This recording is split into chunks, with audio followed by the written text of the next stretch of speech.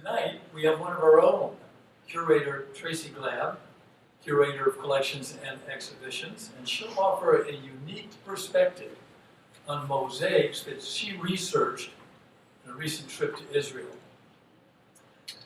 The Sheppy Dog Fund Lectures were established in 2012 by Dr. Alan Klein to address the topics of art, history, and religion prior to the 19th century.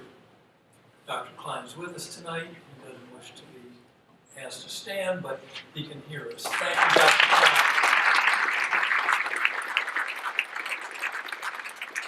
I also want to thank the Charles Stewart Mott Foundation, whose continued support enables the FIA to present so many memorable experiences like the one I'm sure you'll have tonight. So join me now in taking a minute to silence whatever you have that makes noise.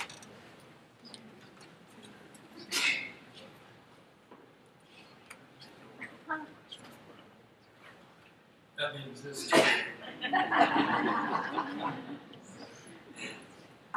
Mosaics were a popular art form in the ancient world, decorating everything from domestic settings to sacred spaces. And in her talk, Tracee will survey significant mosaics dating from the 4th to 6th centuries, offering a curatorial view into how these were made and used, and most importantly, what they might have meant to pagan, Jewish, or Christian audiences in antiquity. Tracee holds an MA in art history from Wayne State University and a BA in art history from the University of Michigan, Dearborn.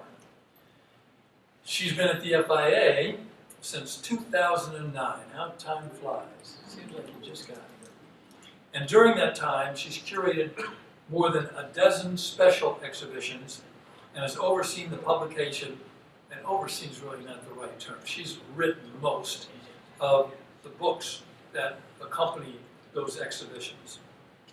Prior to her position here in Flint, Tracee worked at the Detroit Institute of Arts, editing several books, as well as serving as the editor of the Museum Scholarly Journal. In her spare time, she told me not to say this. In her spare time, she indulges her Indiana Jones fantasy, scouring libraries, traveling, and searching for clues of archaeological mysteries. Let's give a warm welcome to your curator.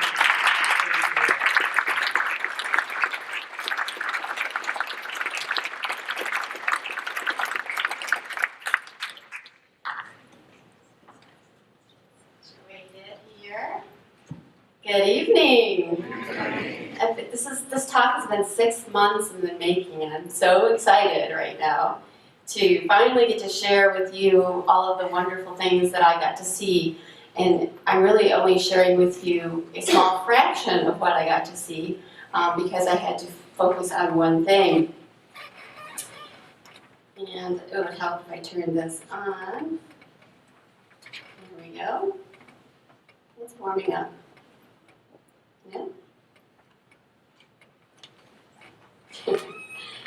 Yeah, technology was working perfectly during rehearsal. Now it doesn't want to move forward. Ah, yay! I would like to begin by thanking Dr. Alan Klein, the advisor of the Sheppy Dog Lecture, who made my lifelong dream of traveling to Israel a possibility. Thank you so much for your generosity. And pictured here are just 2 photos I took. I carried this around with me in every place that I went to in Israel. I took a photo of Sheppy Dog, so that's just 2 different photos. There was a different photo on each side. On the left is Caesarea Maritima, and on the right is Masada. So he was my mascot during my trip, and so I'm going to keep him up here as my mascot for tonight's talk. When I first learned I was going to Israel, and my goal would be to research and write for a Sheppy Dog lecture, I was very excited because the Sheppy Dog Lecture series deals with the topics of art, religion, and history, my 3 favorite subjects in the world. And I've always had a passion for archaeology, as John mentioned, with the Indiana Jones reference. And so this is a great opportunity for me to combine those three interests. But we're talking about Israel here that has so much of all of those three things. It was the birthplace of three major world religions, and so there's just an abundance of topics that I could choose from. I decided to choose ancient mosaics. This is going to be a problem, isn't it? Craig, maybe we could do a different pointer or something, because this won't advance.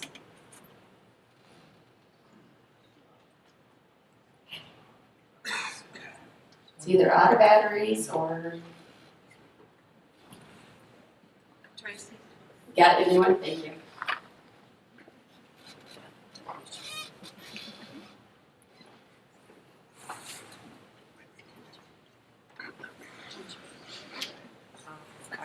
Yay! Oh, no, it's too fast. Okay, mosaics.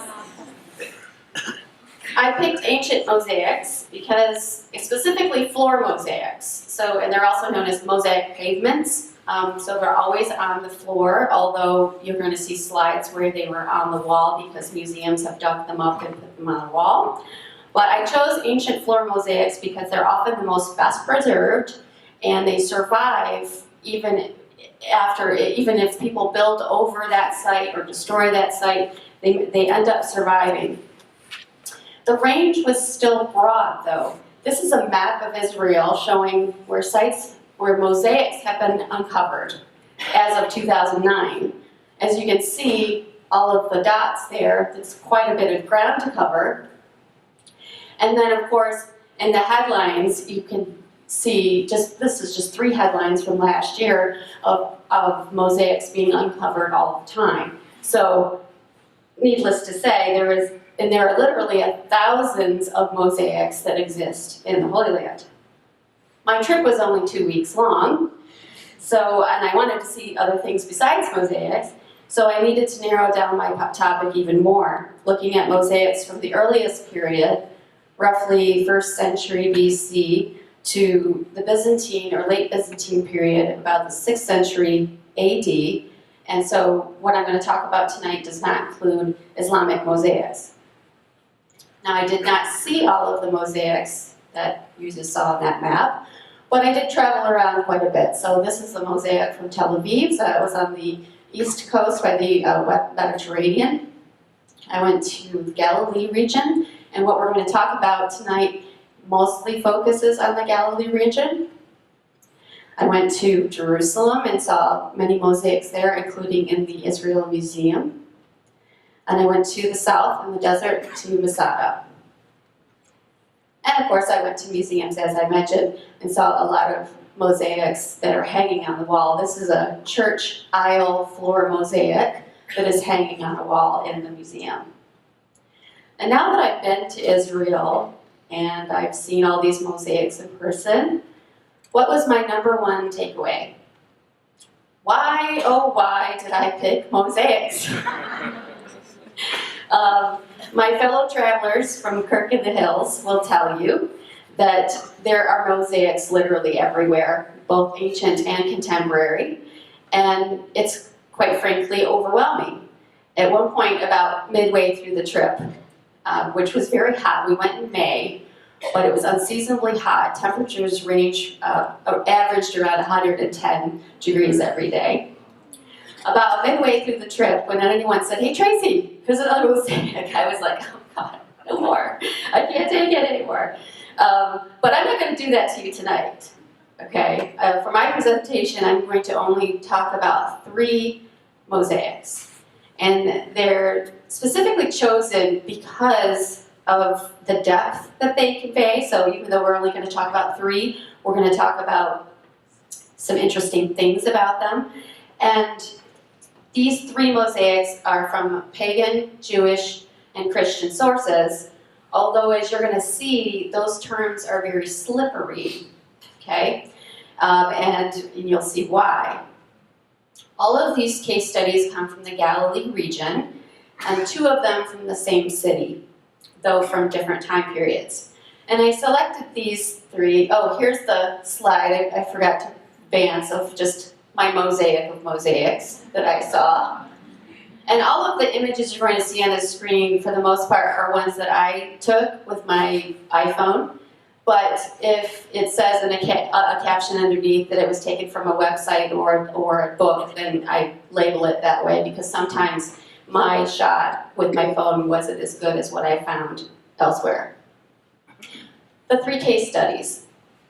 We're going to look at a mosaic from a private villa dining room, a synagogue, and a church. And the 3 things that I was looking at, why I picked these, they all are visually interesting. They all have stories to tell. And there are still mysteries to explore. And they all are located exactly where they were made when they were first made. They have not been removed. And my start-off questions are, why is there a procession of the Greek god Dionysus in a possibly Jewish home? Why is there a zodiac panel in the center of the synagogue? And why is there an image of the Nile River, in a church? But before we get into all these intriguing questions, I first want to lay the groundwork, sorry, that's kind of a pun, I don't know, of what a mosaic is. How they were made, why are they so prevalent in the ancient world? Why are they being turned up every time you turn around? The word mosaic is actually from the Latin, meaning a decoration with small stones, small square stones. And it also derives from the Greek word musa, which means a muse. It's also where we get the word museum. And the Romans were responsible for the proliferation of mosaic pavements. They spread this art form throughout all of their provinces, and so much so that it's actually known as Ars Romana. And I can't actually verify this fact, but if anybody wants to pay for me on another trip to go, supposedly every colonized area of the Roman Empire has mosaics. So we can have a trip together and go look for mosaics everywhere. And here's an ancient Roman mosaic on the screen. It was discovered in Pompeii. And I couldn't resist, since this is the Sheppy dog lecture, to show you a dog mosaic. I didn't see one in Israel, but I'm showing you one here from Pompeii, and it's the Cave Canem type, which is beware of the dog. And this was most of the time, this was at the front of the house, so it would feel like, you're going to be scared away by this ferocious animal, although he looks too cute to me to really be scary. So, how was a mosaic made? Each mosaic has levels of material. And what's interesting to me is that each of those levels was executed by a different craftsperson, and with each one receiving different rates or wages.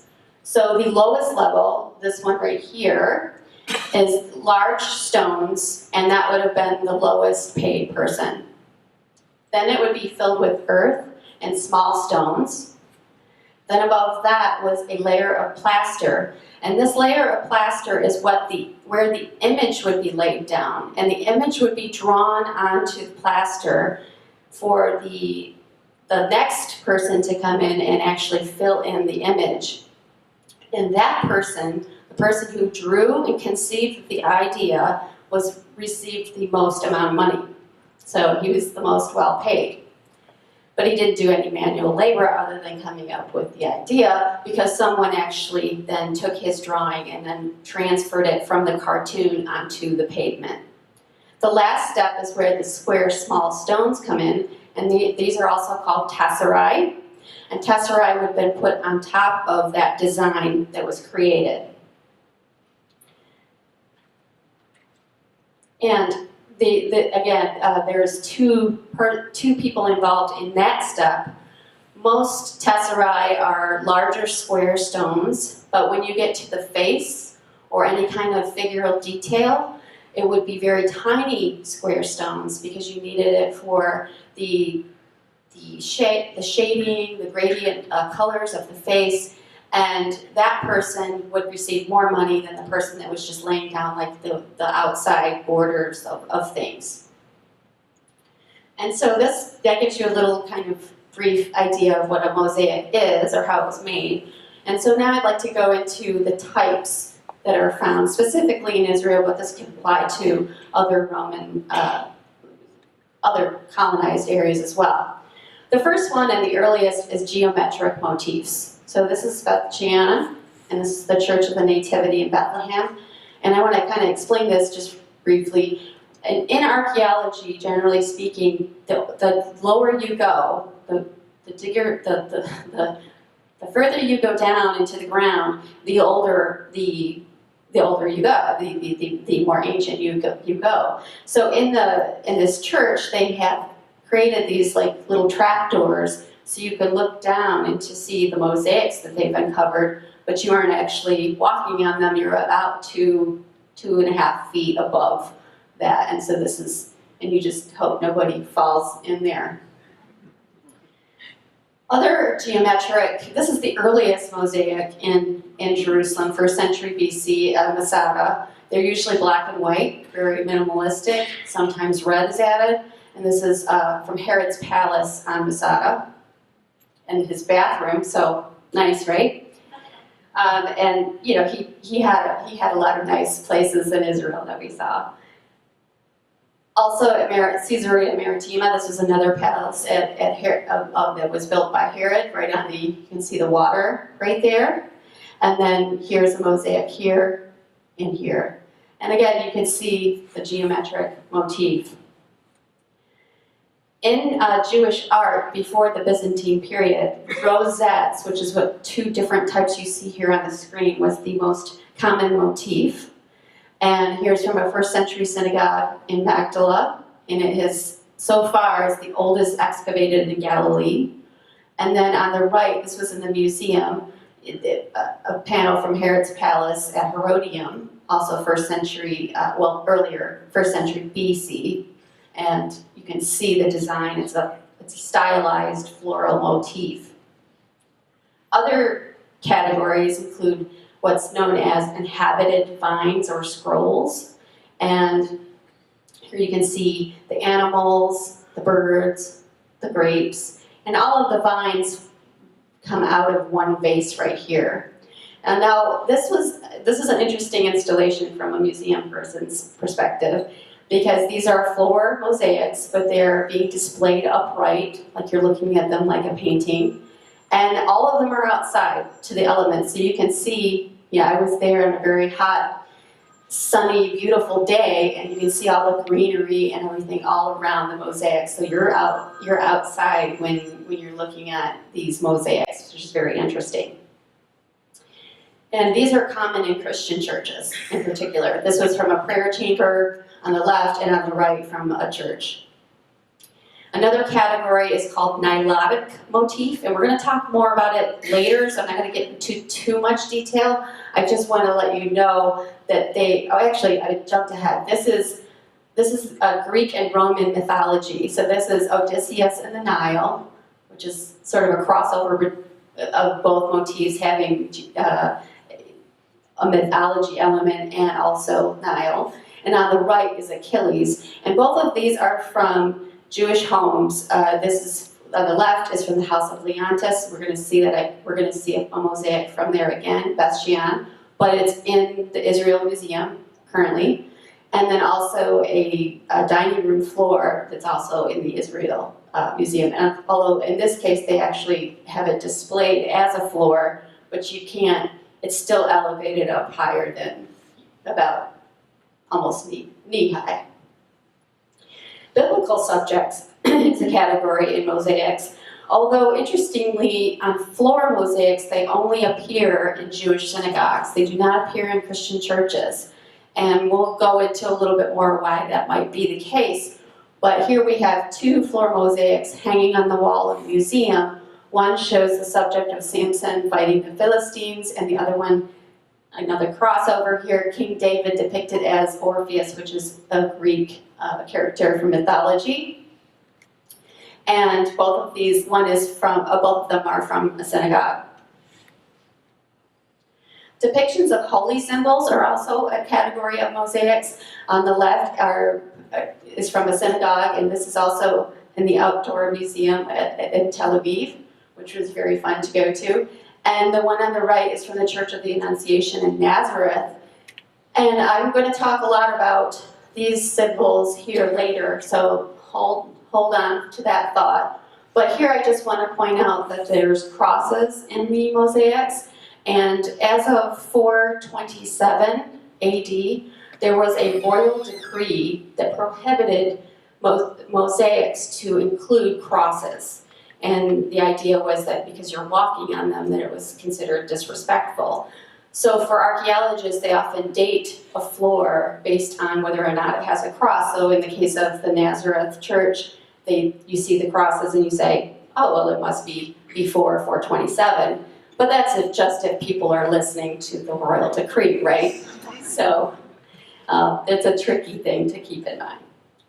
Hunting scenes and animals fighting are also a category of mosaics. And again, this is almost a subject that I took on, but I decided to let it go.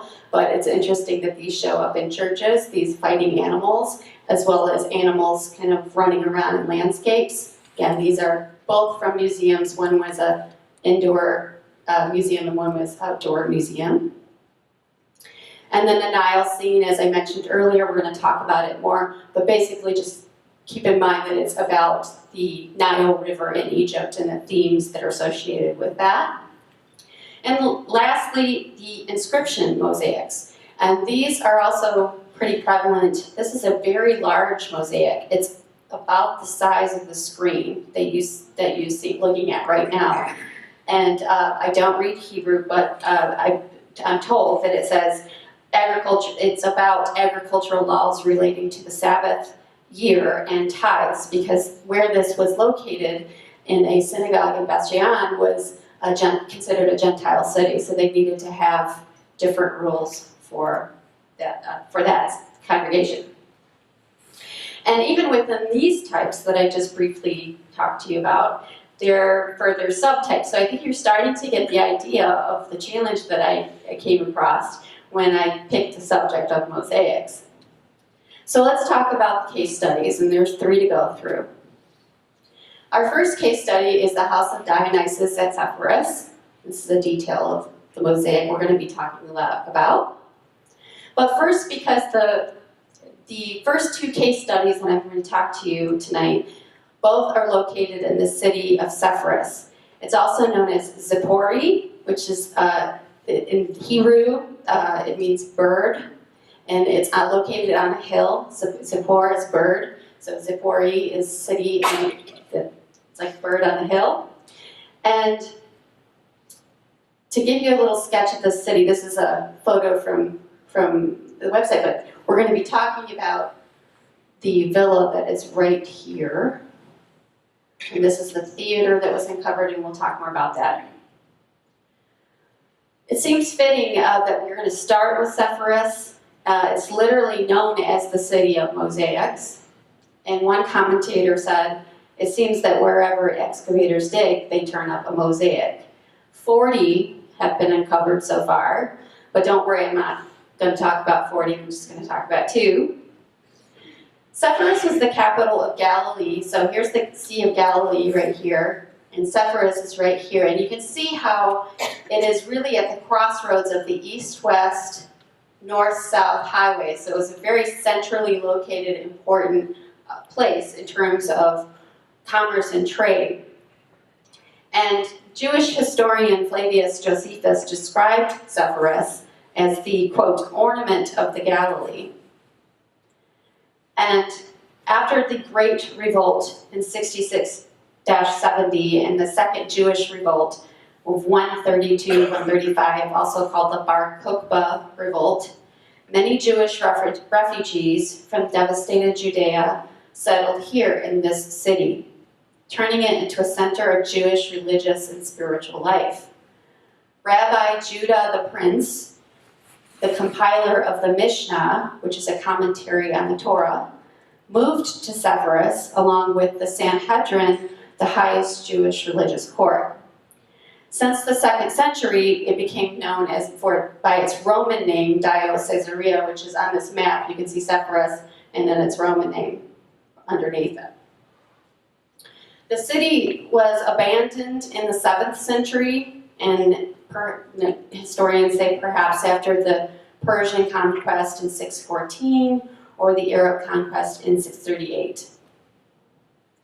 In recent history, in 1931, Leroy Waterman, an archaeologist from the University of Michigan, go blue, brought to light a Roman theater. So this is what he discovered with his colleagues, but excavations only went on for a couple of months because back in the United States, there was something called the Great Depression going on, and so no more work was done at the site until 1983, when James Strange from the University of South Florida, and he was joined a couple years later from team from Duke University and the Hebrew University under the direction of Eric Myers and Ehud Netzer. One of the most famous discoveries from the 1980s is the villa that we're going to talk about. And here they are digging it up. You can see the traces of the mosaic right here for scale. And you can see how deep it was. So it's interesting. I love those kind of photos. And this villa dates to the early 3rd century. Who lived there is still an ongoing scholarly debate. As I mentioned, this was a Jewish city, and archaeology bears this out. There are several mikvah, which is ritual baths, found on the site. There's an absence of pig bones, which again would be the dietary prohibition against eating pork. So there's all these evidence that this was a Jewish city, but what was uncovered was a surprise because, I forgot this slide was in here, so just to give you an idea of where we're at, this is on the left, is the entire city of Sepphoris, and we're talking about right here. Later we're going to move down the hill to the synagogue, but right now you are here. And this is the plan of, so the mosaic we're going to look at is right here. And there's the theater that Leroy Waterman found, just uncovered. And here's the floor mosaic.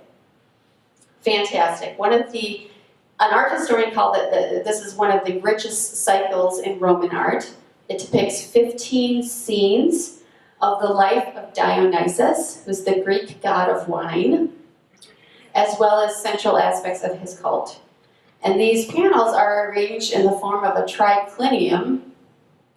A triclinium is a name for an area of dining where 3 couches, so that's the triclinium, 1, 2, 3. This is a recreation done in a museum in Spain.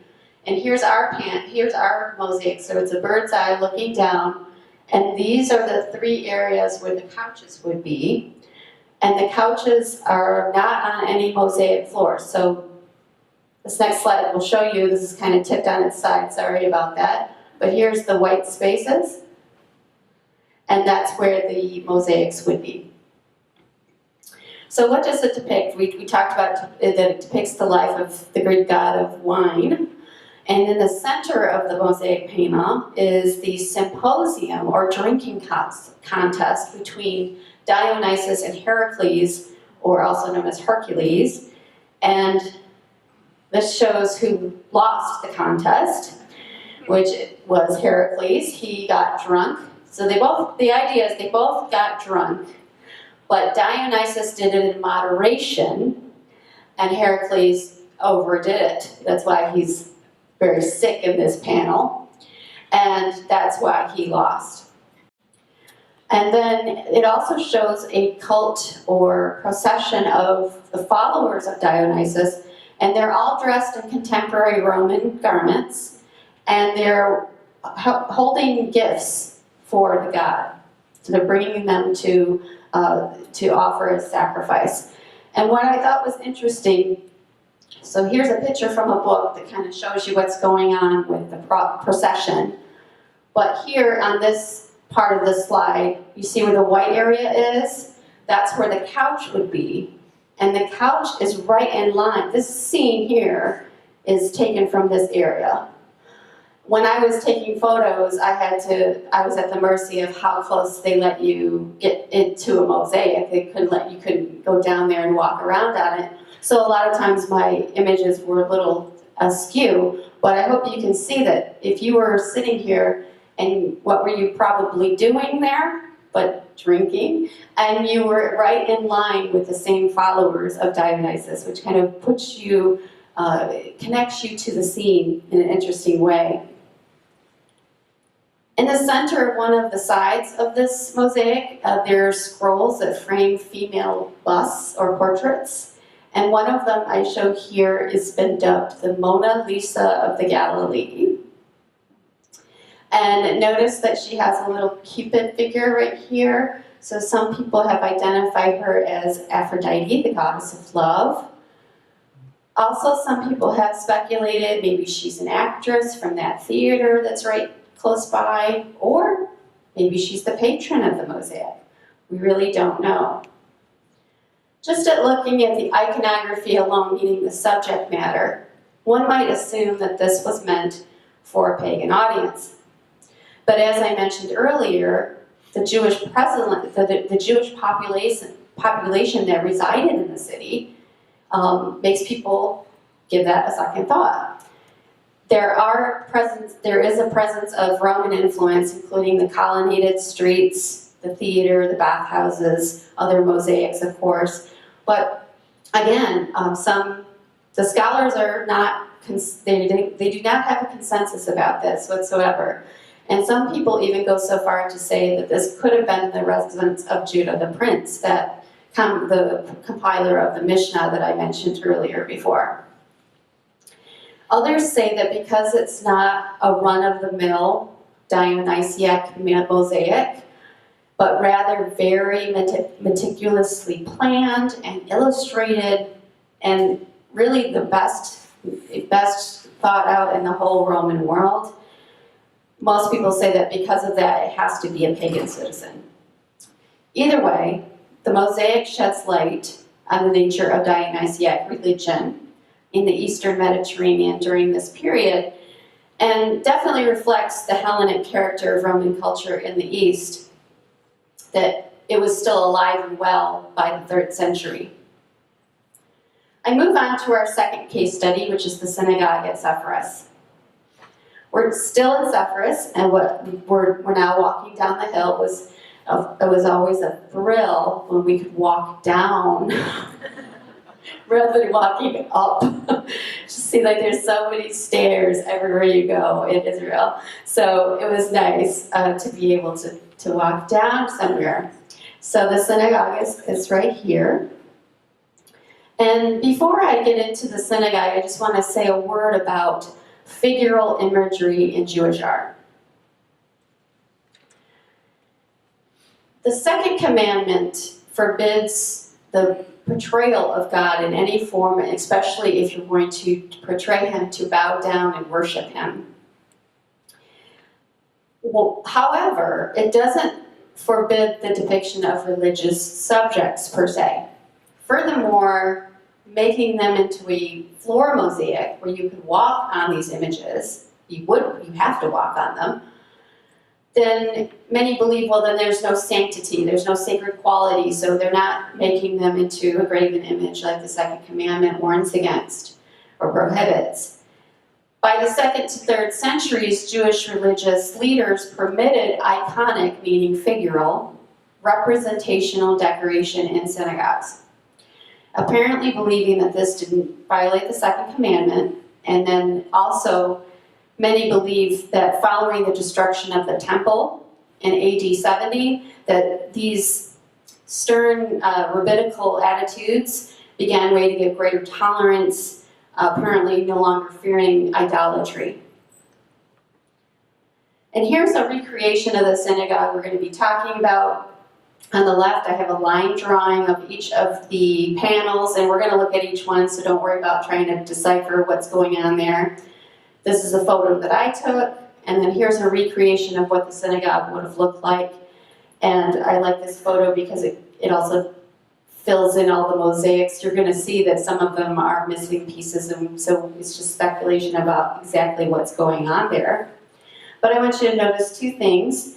One is there's only one side, there's one aisle, so there's no two aisles. This is a typical basilica type, which is a Roman type of building, where you have a large center aisle and two side aisles with a sloped roof. And here's another line drawing of the synagogue. And what's also interesting about the synagogue at Sepphoris is they found no evidence of a women's section. So for all intents and purposes, they were blended together, but we don't know exactly how. And here is the, I want to go back to this just for a second. Most mosaic floors found in synagogues in Israel are tripartite, meaning there's 3 levels. The first level often deals with earthly subject matter, the second celestial or heavenly, and then the third one is something to do with the Torah shrine, which is where that would have been located in the synagogue. In Sepphoris, we have 7 levels. So 1, 2, 3, 4, 5, 6, 7. And I'm going to talk briefly about each one, and then we'll spend a little more time on the zodiac one because I think that's the most complicated image. The first level, starting at the bottom, is the visitation of the 3 men to Abraham. And if you remember the story, it's from Genesis 18, where the 3 men come to visit Abraham and they tell him his wife is going to get pregnant and have a son. And she's in the doorway of the tent, right here. It's her peeking out. And she laughs. and so that's the story, that's the time of the period of the moment that you're seeing in this mosaic is her finding out and laughing. How can this be? I am a woman of old age.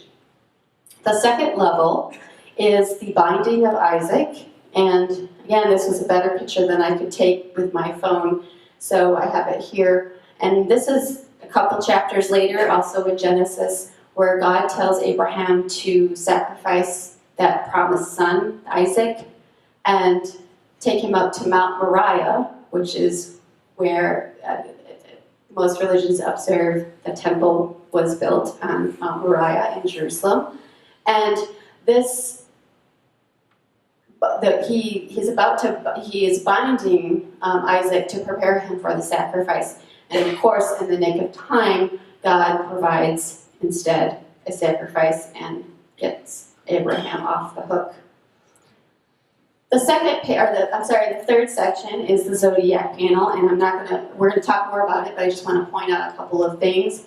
The center, which you can see this line drawing better than the angled photo, is the sun god Helios in a chariot, and then each of the panels around the sun chariot are all panels of the zodiac, the different months of the year, Aries and Libra, and all of the members of the zodiac. In the corners are the 4 seasons, so winter and summer and spring and fall.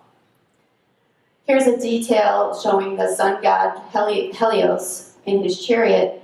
What's unique in Sepphoris is that Helios is not depicted as a person. He is just the sun. So there's no person in the chariot, it's the sun. The next level up is above the zodiac panel, are 2 panels dealing with what would be offered as sacrifices in the temple. On the left, right here, I have a lamb, a jar of oil, trumpets, and the meal offering. In the center is the showbread table. You can see that in this slide here. And on the right is the basket of first fruits. And the panel above that is the Torah shrine. Let me just go there. Here's the Torah shrine in the center. And it's flanked by menorah, which are these lampstands here. And then I'm going to show you a better image here where you can there's one. And the menorah is flanked by ritual objects, 3 species of here's the lulav, which is a palm branch, and together with 3 species, and the ethrog, which is a citrus fruit, all placed in a bowl. On the right, it is flanked by a shofar and tongs. The shofar played a ceremonial and ritual function in the temple, together with a pair of trumpets, and was associated with the New Year, or Rosh Hashanah, and Yom Kippur, the Day of Atonement. The lulav, or palm branch, is one of the 4 ritual plants associated with the Feast of Tabernacles. And the others, the ethrog, the myrtle, and willow, are also associated with that same feast. The incense shovel, right here, below the Torah shrine, was also used by the high priest on Yom Kippur, and it formed part of the accessory utensils used to remove ash and clean the lamps of the menorah. And as all of these objects that we just talked about were all connected with the temple, and they probably expressed a longing to return to the temple and its rites and ceremonies. And this longing was expressed and may be satisfied by the depiction of the objects on the floor. The top or front of the building, so this area right here, shows 2 lions with their paw on a bull's head. They're flanking a wreath. In the side aisle, right here, there is an Aramaic inscription dedicated to the donor of the mosaics. As we learned earlier, these mosaics were the most expensive art form besides wall mosaics, so you had to have someone to pay for them. So here is, may he be remembered for good, Yudan, son of Isaac, the priest, and Perigee, his daughter. Amen, amen. Given the zodiac's obvious connection to pagan thought, I don't think anyone will disagree with that.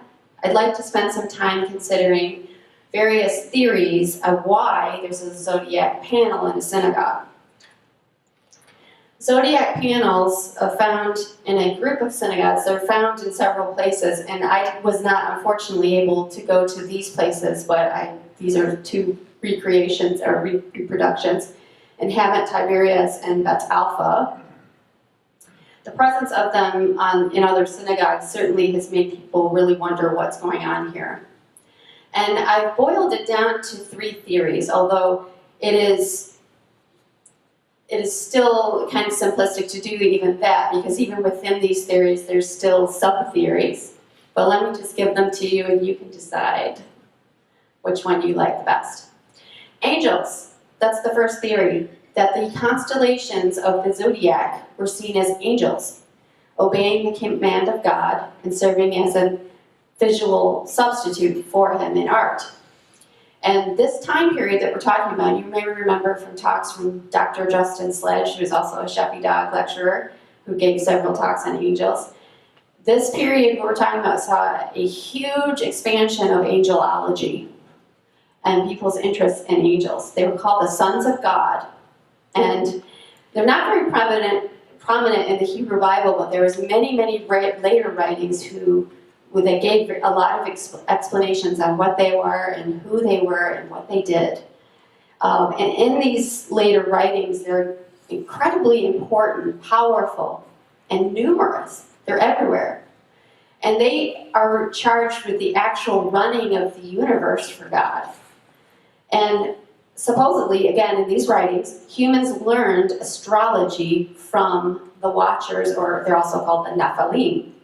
These were angels who rebelled against God to share knowledge with humans, and also intermarried with women, and eventually they gave birth to demons. Again, this is all of these later writings. And in this theory, scholars have posited that Helios, that figure in the center that we talked about, is actually supposed to represent Metatron, the divine super angel who's compelled to appear and impart knowledge from the Torah. That's theory number 1. Theory 2 is that the zodiac was used as an alternative to the Jewish lunar calendar. So the Jewish calendar is based on the moon, and the zodiac is based on the sun, the solar. And of course, the primary objection to this theory is because of those differences.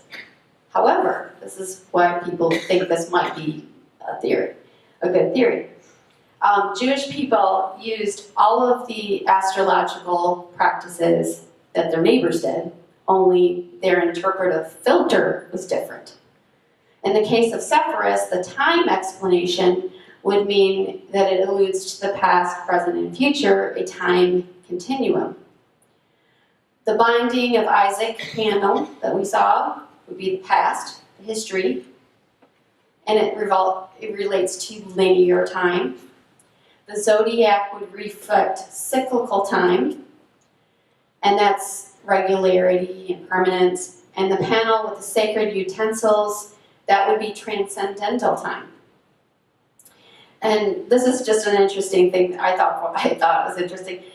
One theory says that Abraham taught astrology to the Egyptian priests of Heliopolis. Very, like I said, interesting. The last theory is that the zodiac was meant to represent God's power. A zodiac in a synagogue meant the same thing as it might mean in a temple, a pagan temple. It was the symbol of the supreme deity who ran the universe by laws of astrology.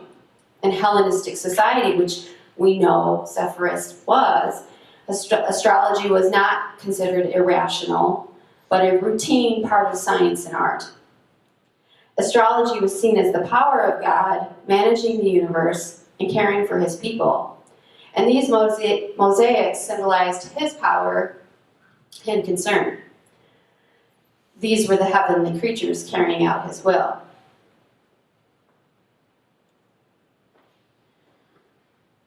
For the last case study, the Nile mosaic at Tabqa, I turned to Christianity. We're now a few decades after the Sepphoris synagogue, but it's roughly the same time period. And we're moving to another city in the Galilee region. So here we were at Sepphoris, and now we're going to go a little north to Tabqa right here. And you can see it's right on the coast of Galilee. It is the site traditionally accepted as the place of the miracle of the multiplication of the loaves and the fishes. And so for those of you who need a refresher about what that is, according to the New Testament, the Gospel of Mark in particular, 5,000 men, could have been more women and children, but 5,000 men were counted, followed Jesus to what was called a desolate place to hear him preach and teach.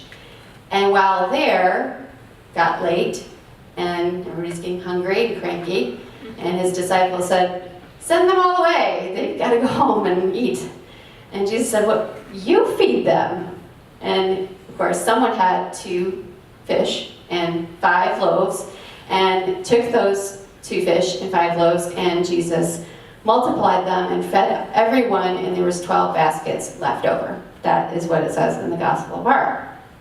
So this is supposedly the site where this took place.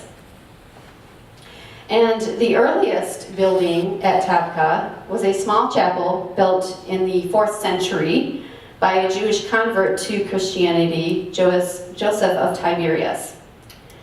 During this period, the waters of this, I forgot I put this slide in. So this is actually a wall mosaic showing the miracle, and it's from a church in Ravenna in Italy. But you can see here the loaves, fish. So back to the church. During this period, there were 7 springs, so it got its name pagan, which is Greek for 7 springs, and they were collected in 3 water towers. This 4th century small shrine was dismounted in 480, and a bigger chapel was built. So this slide that I'm showing you is the black outline is the current church that is there today. The red outline is the chapel the church that was built in 480, and that's the mosaic. That's where the mosaics come from that we're going to look at in a second. And then the church was probably destroyed in 615 during the Persian invasion. By 670, the bishop reported that only the columns remained, and it was forgotten as a Christian site. Between the late Muslim period and 1948, this was the site of a Palestinian Arab village. It's a photo from 1903. In 1898, a Lazarus monk unearthed part of a mosaic depicting a basket of bread flanked by 2 fish, but he kept the discovery a secret. In 1911, an archaeology excavation was begun. The results were never published since the excavators didn't have the proper paperwork from the Turkish authorities. And in 1932, the site was excavated by a German Catholic scholar, Dr. Schneider and Father Matter. As they began digging, and this is a story you hear over and over in Israel, for construction purposes, they were going to build a hotel. They found the earlier church and the mosaics, so this is a photo of what the mosaics looked like as they discovered them. In 1981, the church was finally restored by the German Benedictines to its current Byzantine form. So this is what it looks like when you walk in today, and it's a pretty cool church because it does give you that feel of what a Byzantine church looked like, including its dimensions. And the mosaics that we're going to talk about is the earliest examples of figurative, meaning there's figures, not people, floor mosaics in Christian art. There's 2 types we're going to point out. The first is this mosaic panel, the one that was found by the monk, but then he kept it a secret. We don't know why. Here it is right here. It is before the altar, and there underneath the altar is a stone. And the stone has been preserved because it was believed that is the exact site where the miracle took place. And this is the mosaic panel in front of it. And it depicts 2 fish flanking a basket of 4 loaves. And if you're just paying attention, or if you took some Sunday school classes, what's wrong with the picture? It's missing a loaf. The theory is that the 5th loaf would be presented on the altar as part of Holy Communion or Holy Eucharist. The panels that flank the altar, so this is the right side of the altar, and this is a black and white photo kind of showing this is all that remains of the original mosaic. So all of this right here is just filled in to keep it preserved. You can see this is all that's really left from the original mosaic. That's the right side. This is the left side of the altar. And then here they are together. And these 2 panels depict what's called a Nilotic landscape. So what is a Nilotic landscape? The term gets its name from the Nile, the river in Egypt. And it depicts a river scene with plant and animal life, much of which is native to Egypt. And common elements include the papyrus, palm trees, fish and water birds, sometimes a crocodile, sometimes you'll see a river god. And then many also depict what's known as a nilometer, and in Tapka, this is it right here, and these, I'm going to show you a better slide in just a second, here we go. A nilometer, these are real things that were used because the annual flooding of the Nile was very important to the agriculture in Egypt. To give you like a short history, basically Herodotus said that Egypt is the gift of the Nile, meaning that the Nile, without the Nile, it wouldn't be as lush and verdant a country as it is because it's basically on both sides surrounded by desert. But when the Nile flooded once a year, this would either be a source of rejoicing or a source of sadness, because you've got too much of a flood, that was a bad thing. It's just as bad as not enough. And these nilometers would measure the level of the flooding. So here's one, this is the one from Tapka. The one in the center is from Sepphoris, and we're going to talk about that in a second. And here's another one from Beth Shean. And Egypt, and I should say that the Nilometer would then be used to tax people. So it'd be like if you got a good flood, then you got taxed appropriately, right? Taxes, they don't ever go away, do they? So this is used to tax people, but Nile scenes are very ancient, and they are found in Egyptian tombs. This is a painting from the 18th dynasty. And outside of Egypt, these scenes were very popular, especially in the Aegean and the art of Minoan civilization. Both Greeks and Romans loved to depict these scenes, eventually becoming a common subject for, what? Mosaics. More mosaics, right? Here are two examples of Nilotic landscapes that I saw during my trip. So this is one that was in the Israel Museum from a Jewish house in Beth Shean, and it shows the River Nile, and it shows the River God, and here's some animals. And then on the right is from is also from the same town we were talking about in Sepphoris, but we didn't go there. It's further down into the city area, and this is called the Nile Festival Building. Here's the Nilometer right here. It's kind of hard to see, but there it is right there. And again, what's interesting about this building is they actually found evidence of drains, so it probably was flooded, or there was some kind of water stuff going on in this room. They don't really know, but it's kind of interesting. But Jewish house, and then probably pagan, or at least secular, we don't know exactly, a building used in Sepphoris. Back in Sepphoris, we talked about that just now. So what is a scene depicting the Nile and it's all of its association with Egyptian art and also its secular associations? What was it doing in a Christian church? What it could have meant.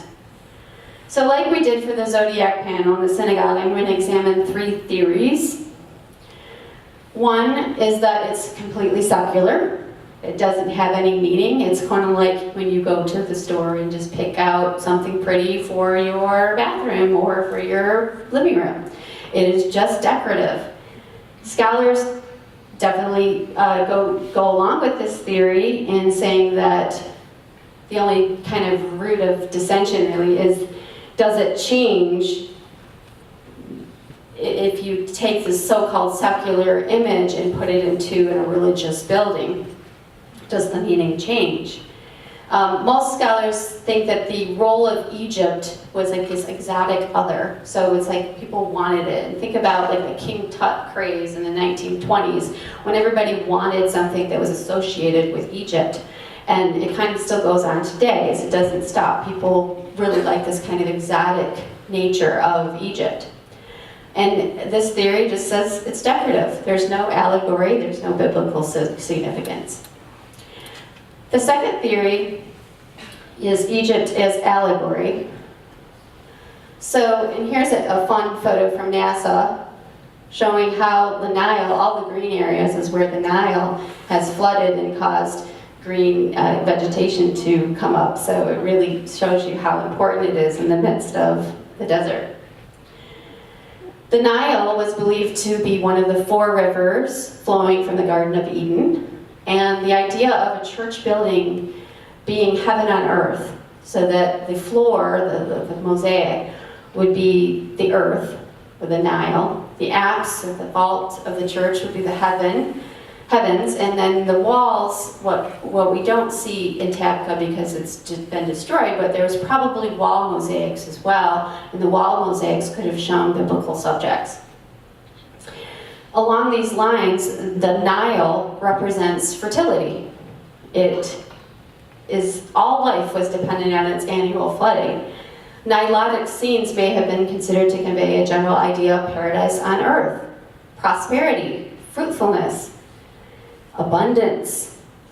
And in the context of a Christian church that just so happens to commemorate the multiplication of the loaves and fishes, which is certainly an idea of abundance, it could connect this miracle with this idea of the Nile and its abundance. The third theory is that Egypt itself represents the power and deliverance of God.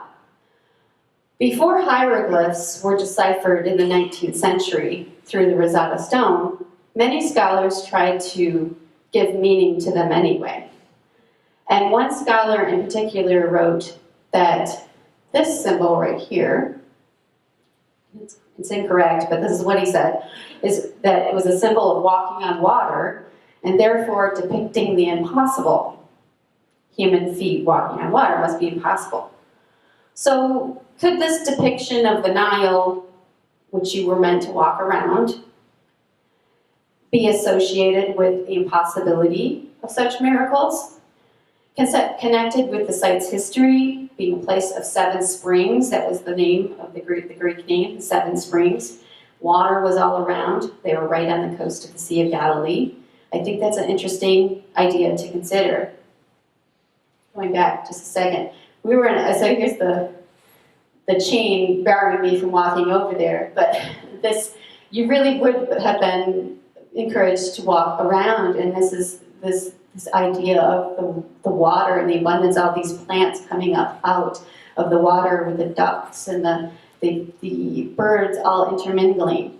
This right here is a window looking down into that very first shrine that was on the site. So they created a window so people could look down, but they wouldn't let us go in there, so I didn't get a chance to do that.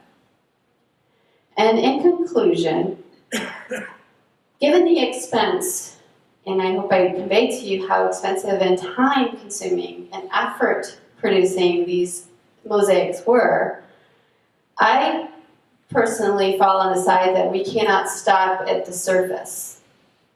In these case studies I showed you, the subjects of these mosaics were very carefully chosen and obviously thought through by someone.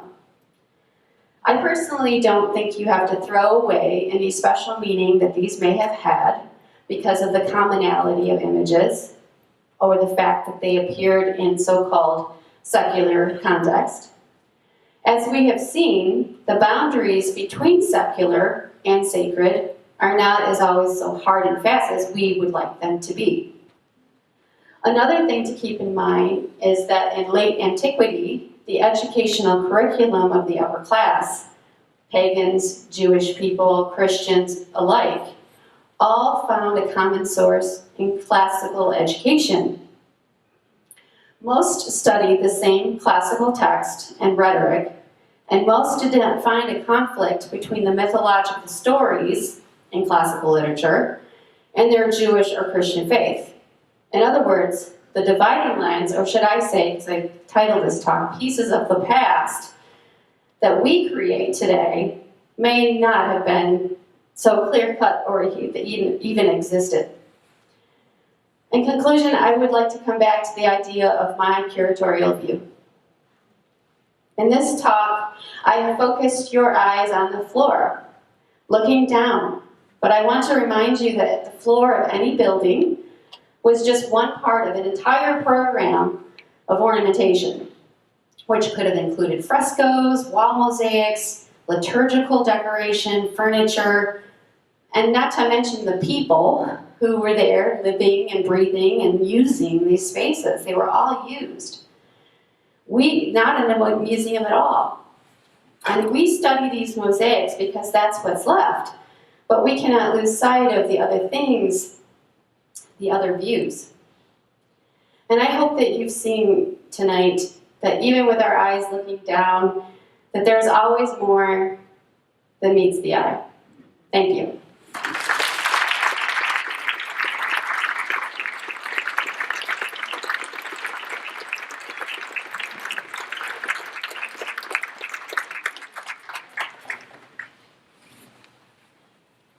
Did you want to take a question? Yeah, I think we can take a question. I'm not sure what time it is, but two questions? Okay, 3 questions. Okay. What a wonderful lecture. Appreciate it very much. I am just exploding with comments. First comment is about Kepler. He's the astronomy guy that figured out the eclipses of the planet. He was a mathematician, and his first job was in Vienna. And he was the chair of the mathematics department, and the most important part of the chair of the mathematics department in Vienna was to make the astrological calendar. This is during a Christian period. He was taught by monks. he predicted the invasion of Vienna. That just blew my mind away. To the month. And that Vienna would be the victors. Fantastic. Number two, Isis was greatly worshipped in Roman times. In the Roman Forum is a temple to Isis. And the mosaics in the temple that I've seen are very similar to what we're looking at right here. Oh, wow. When you show those couches, the Romans did not sit. They laid. Right. Reclined. They reclined. Mm-hmm. And they ate reclined and they drank reclined. I tried it and it's like, I just don't understand how they did it. Apparently when you're raised that way, that becomes the normal way to eat. Not our way. Angels. We still have the concept that we have a guardian angel. Everybody has a guardian angel. And we all laugh when we talk about the Middle Ages where they're talking about how many millions of angels, they didn't have the word million, how many angels can dance on the head of a pin. Angels were a great part of Christianity. Did notice that one of the Nile meters, the one that was on the right, had Arabic numerals and not Roman numerals. That was interesting. I do have a question. Okay. My question is, where did they mine all these stones? And who cut them into squares? They were local limestone. Almost all of the colors were local limestone, but with the exception of blue and green, where they used glass. So it was all local, and it would have been, part of the another level of workmen tasked with doing that. So, does that answer your question? How many sites are there? Have they discovered sites? Thousands. Oh, you mean where the quarry was? I mean, it's very close. I mean, most of them were close by. They're sourced locally. They didn't have to be brought from another, country or city or anything. So. Yes, I have why don't we give somebody else a chance? Go ahead. Go ahead. Did you notice any kind of gold-colored stones? Something that employed. The question was, did I see any gold-colored stones? Most of those are reserved for wall mosaics, not floor mosaics. Does that date back to this period? Yes. There isn't a whole lot preserved in Israel from this time period that I focused on. Going later, you see much more, but it's partly to do with buildings being changed and taken over, going through the historical process. The wall mosaics tend to get destroyed more often than floor mosaics. Any other questions? I have one more. Back there? I want to thank you, Tracee, for doing all of this very challenging research and travel so that we in Flint can learn about artworks that are so far away and are impossible for us to experience unless we go there too. So thank you so much. Thank you. My question is, I'm also an art historian, and I'm familiar with the fear of images and prohibition of images in Christianity, but I'm less familiar with it in Judaism. I'm just wondering if you're aware of some of the justifications that the Jewish community made for why they would allow images of sacred figures or images of figures to be a little more acceptable. The question dealt with the fear of images and iconoclasm, and specifically the Jewish faith. Of what I came across and what I looked at was most trying to explain why they were there, and there wasn't any. And most scholars agreed that there was no prohibition anymore. And the idea of iconoclasm is found in every single faith, and it varies on the spectrum going from no images to lots of images to somewhere middle of the road. And I think that's the same is true for Jewish art. But I think what scholars have been doing to correct this idea that there wasn't any figurative images allowed at all. And so they're finding out that wasn't the case. And that it was allowed, and it was even encouraged and paid for by donors and in a very specific program to commemorate what was lost in the temple. So, thanks. Thank you, everyone.